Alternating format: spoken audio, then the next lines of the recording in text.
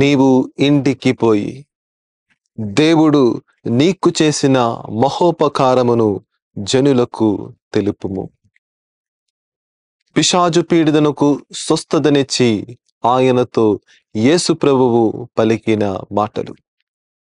ఆ పిశాచుగ్రస్తుడు స్వస్థత పొందినగా ఏం చేశారని లూకాసు వార్త 8వ అధ్యాయము 39వ వాక్యం మనకు సెలవిస్తుంది. వాడు వెళ్ళి యేసు తనకు కావించిన మహోపకారమును గూర్చి పట్టణమంతటను ప్రచారము గావించెను. ఆయన స్వస్థత పొందారు. ఒక అద్భుతాన్ని తన జీవితంలో చవి చూశారు. ఆ అద్భుతాన్ని ఒక సాక్ష్యముగా అందరి ముందట తెలియచేశారు. ప్రియులారా, యేసు ప్రభువు మనం ప్రేమతో పిలుస్తున్న మన యేసయ్య మన జీవితంలో ఎన్నెన్నో మహాకార్యాలు, ఎన్నెన్నో మహోపకారమును చేస్తున్నారు.